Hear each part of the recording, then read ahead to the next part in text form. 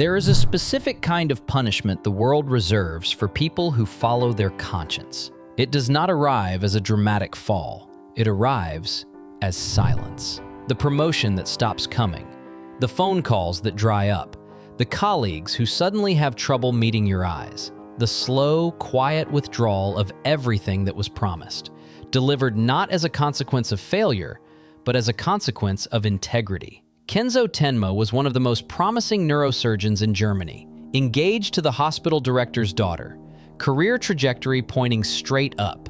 The system worked for him because he worked for the system, and the arrangement was comfortable and clear. Then a boy arrived with a devastating, fatal injury, and shortly after, the hospital board called with instructions. Abandon the child, operate on the mayor instead. The mayor was politically valuable. The child was nobody. Tenma operated on the child. The boy survived. The mayor did not. And in the weeks that followed, Tenma lost his fiancée, his standing, his trajectory. Every reward the system had been holding out in exchange for his compliance pulled back in a single motion. This is one of the hardest truths about trying to live with integrity. The right decision over the long run is almost always punished in the short run. The system does not reward conscience. It rewards cooperation. And the person who refuses to cooperate, who insists on doing what they believe is right even when the right thing is inconvenient for the people above them, discovers very quickly how conditional all those promises of support actually were. Tenma felt the loss. He also felt something else beneath it, a relief so quiet it barely registered. He had chosen his own values over his own comfort, and the values held. And the man standing inside them was someone he recognized. The boy he saved grew up to become Johan Libert, and the story that follows is the story of what happens when the universe takes a good man's best decision and turns it into his worst nightmare, and whether the man survives the weight of that without becoming someone else. The boy Tenma saved at the cost of his career had already done something the medical oath never accounted for. Before vanishing from the hospital as a child, in a twisted gesture of gratitude, he eliminated the hospital officials who had been blocking Tenma's career. A gift from the monster to the man who gave him his life back. Because of those deaths, Tenma's career was ironically restored. He spent 9 years as a celebrated chief of surgery, oblivious to the truth, until the boy reveals himself, years later, as Johan Libert, a young man moving through the world leaving a trail of devastation behind. Most people, confronted with the knowledge that the child they saved grew up to be a serial killer, and that their own prestigious life was paved by these horrific actions, would absorb the shock, carry a low-grade guilt for the rest of their lives, and eventually find a way to live with it. They would not abandon their entire existence and chase this shadow across Europe, carrying a heavy burden that Tenma barely knows how to hold. Tenma does exactly that. He stops being a doctor. He stops sleeping in beds. He stops eating regularly. He walks away from the life he rebuilt after the system punished him and enters a shadow existence organized around a single conviction. I created this. I have to end it. The conviction is wrong. Tenma did not create Johan Libert. He performed surgery on a child slipping away. The child's subsequent choices were shaped by forces that preceded the surgery by years, by experiments, by institutional cruelty, by a system that processed children as material rather than raising them as people. The monster was already forming long before it arrived at his operating table. But guilt does not operate on evidence.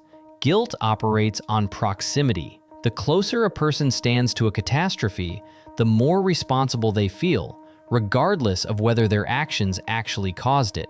How many times has a weight landed on someone's shoulders not because they earned it, but because they happened to be standing nearby when it fell? Tenma carries a weight that does not belong to him. He carries it anyway, because the alternative, admitting that some things are beyond his control, that his responsibility has limits, that a good act can produce a terrible outcome without the act becoming less good, would require a kind of surrender his conscience is not built for. The journey across Europe is, on paper, a manhunt. In practice, it is the slow, visible erosion of a human being who will not stop caring. A person along the road is injured. Tenma treats them. A community is in crisis. Tenma helps. A child is sick. Tenma sits down, examines, prescribes, cares, with the same precision and warmth he brought to the operating room years ago, as if the fugitive life and the guilt and the dangerous tool in his bag belonged to a different person entirely. He cannot stop being a doctor. The identity goes deeper than the circumstances. Strip away the hospital, the title, the career, the social standing, and the thing that remains, the thing that is actually Tenma, underneath everything the world gave him and took away, is a man who sees suffering and moves toward it, automatically, without deciding.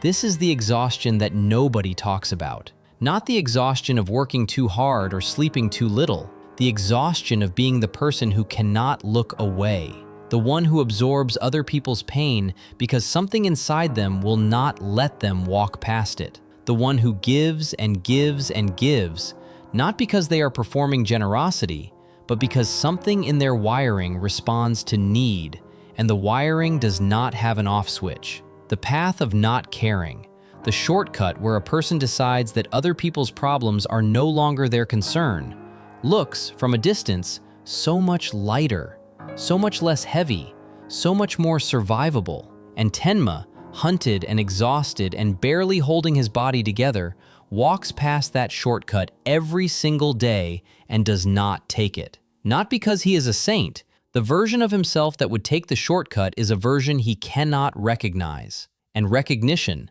knowing who he is when he looks inward, is the last thing he has left that Johan has not managed to take from him. Johan wants something from Tenma that matters more to him than survival. He wants Tenma to cross the ultimate line. Throughout the pursuit, opportunities arise. Moments where Tenma has a clear line of sight, a clear advantage, and a figure whose end would objectively save lives. Dozens, possibly hundreds of future victims spared. By any pragmatic standard, shooting Johan is the correct choice. Tenma hesitates.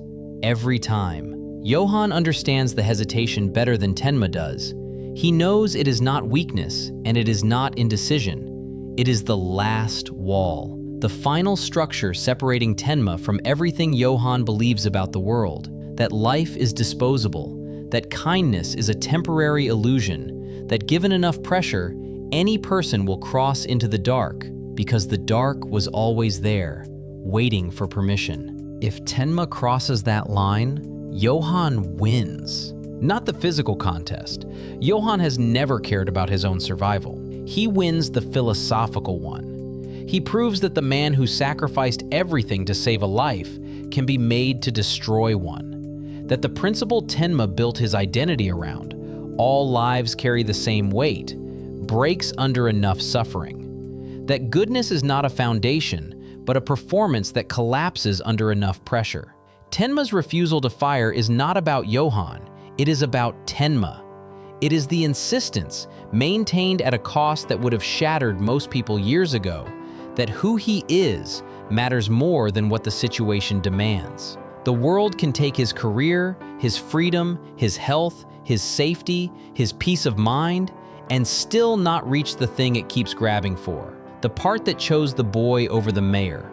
The part that stops to treat a stranger on the side of the road. The part that looks at a person taking their last breaths and cannot decide they are not worth saving. The world wants that part. Johan wants that part. The story itself leans toward him with every chapter, pressing the question, will you give it up?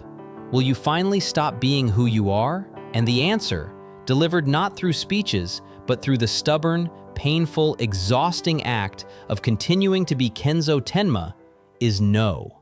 Goodness does not win in Monster. The story ends with an empty hospital bed and an open door, and nothing confirmed and nothing resolved. What survives is Tenma. He survives the way a person survives a decade of walking barefoot through something that should have destroyed them, worn down, carrying scars in places that will never fully close, but still recognizably the person who started walking. The world did not reward his integrity. It punished it, repeatedly, from the first night in the hospital to the last night of the pursuit.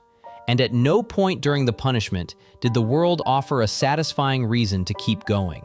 That is the hardest part of trying to live with a conscience intact. The reward for not breaking is not recognition.